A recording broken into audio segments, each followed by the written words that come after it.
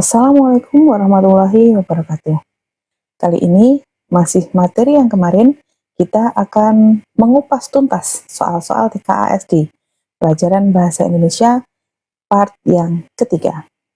Oke, tanpa berlama-lama, mari kita masuk ke soal yang pertama. Soal yang pertama mengenai informasi tersurat dan informasi tersirat. Stimulusnya, pagi itu listrik di rumah Beni padam. Meskipun demikian, Beni tetap berangkat ke sekolah lebih awal. Ia telah menyiapkan buku dan seragam sejak malam hari. Beni selalu tiba di sekolah paling awal. Bagi Beni, dengan berangkat sekolah lebih awal, membuatnya merasa lebih siap untuk memulai belajar bersama dengan Bapak Ibu Guru. Dari bacaan di atas, pernyataan yang benar berdasarkan teks adalah karena ini adalah soal modelnya MCMA atau multiple choice multiple answer, maka jawabannya bisa lebih dari satu, tidak hanya menjawab satu. Oke, di sini ada 4 pilihan jawaban. Yang pertama, Beni adalah anak yang disiplin. Pilihan B, Beni terlambat ke sekolah karena listrik padam. Pilihan C, Beni memiliki kebiasaan mempersiapkan diri sebelumnya. Pilihan D, listrik padam menjadi alasan Beni tidak belajar. Dari teks ini menunjukkan sikap disiplin dan persiapan Beni yang sangat matang untuk pergi ke sekolah. Tidak ada informasi bahwa ia terlambat atau tidak belajar. Maka dari keempat pilihan jawaban, yang paling tepat adalah jawaban yang pertama, ya, A. Beni adalah anak yang disiplin.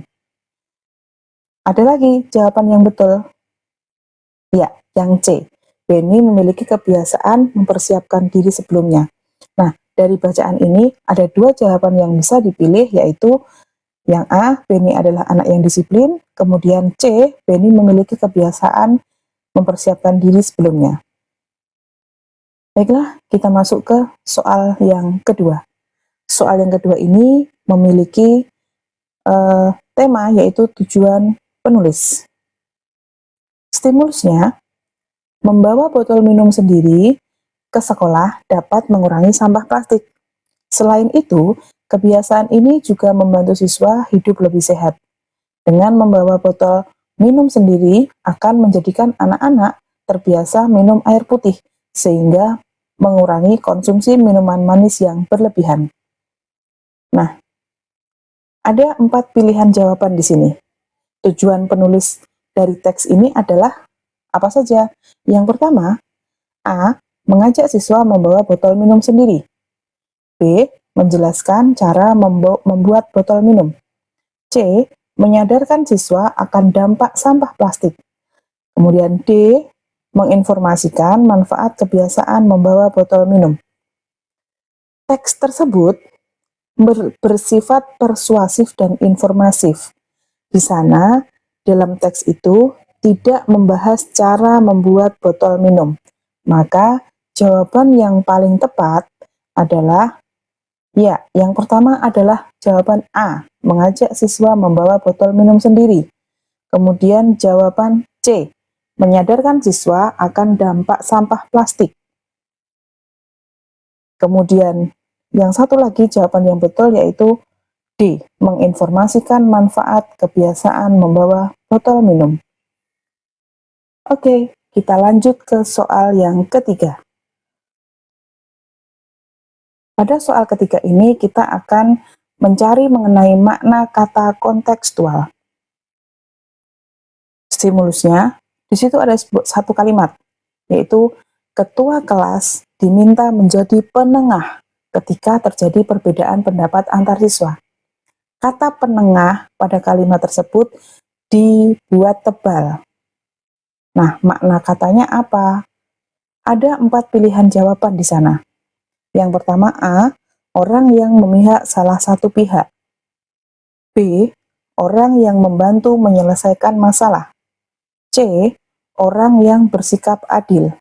Dan D, orang yang memperkeruh keadaan. Pembahasannya, kata penengah dalam kalimat tersebut itu memiliki arti orang yang bersifat adil dan membantu menyelesaikan konflik, bukan seseorang yang memihak atau justru malah memperkeruh keadaan. Nah, dari keempat jawaban ini yang paling tepat yaitu ya B, orang yang membantu menyelesaikan masalah. Itu jawaban yang pertama. Jawaban yang kedua apa? Ya, betul. C, orang yang bersikap adil. Maka dari kalimat tersebut, kata penengah itu memiliki arti orang yang membantu menyelesaikan masalah dan orang yang bersikap adil. Itu adalah makna kata kontekstual. Baik, kita akan memasuki soal yang keempat. Di soal yang keempat ini kita akan belajar mengenai simpulan teks. Stimulusnya, hutan berfungsi sebagai paru-paru dunia. Hutan menghasilkan oksigen dan menyerap karbon dioksida. Selain itu, hutan juga menjadi tempat hidup berbagai makhluk hidup. Dari hutan kita mendapatkan banyak manfaat. Maka sudah semestinya kita melestarikan hutan untuk mendukung kelangsungan hidup semua makhluk hidup. Dari teks tersebut, ada beberapa pilihan jawaban. Nah, simpulan yang tepat dari teks tersebut, ada 4 pilihan jawaban. Oke, yang A, hutan sangat penting bagi kehidupan di bumi.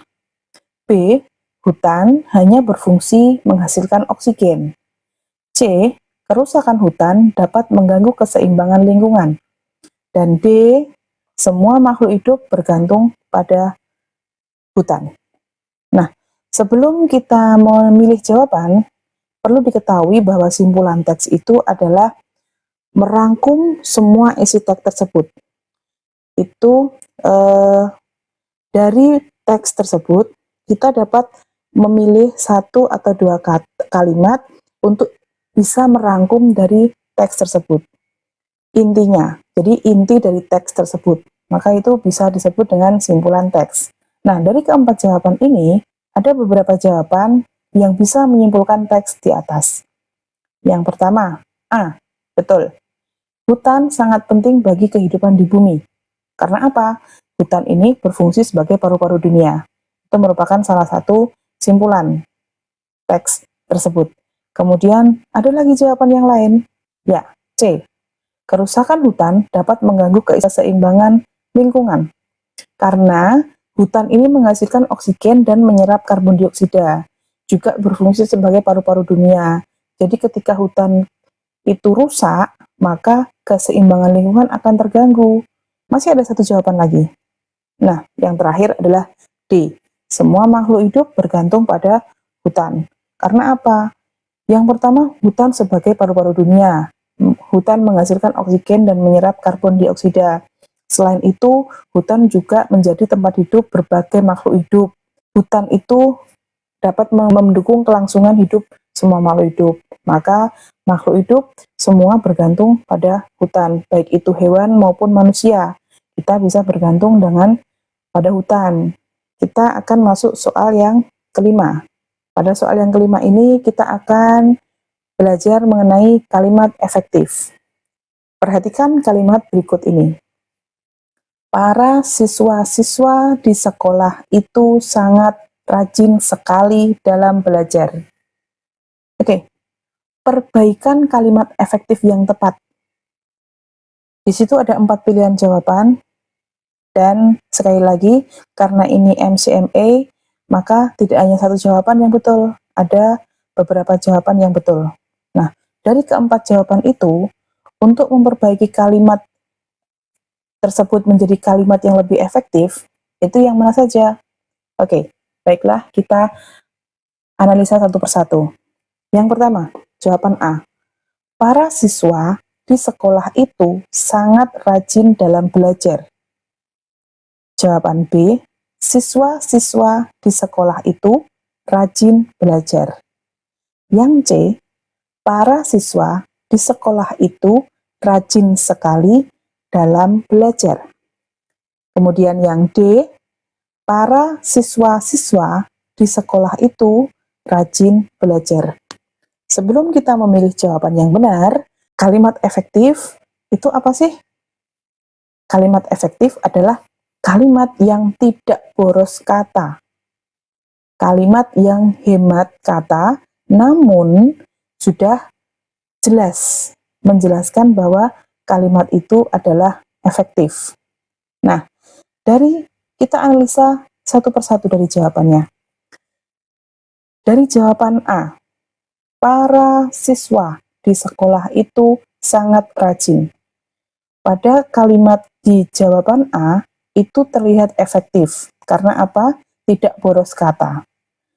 Para siswa itu adalah sudah tepat. Itu adalah kalimat yang efektif.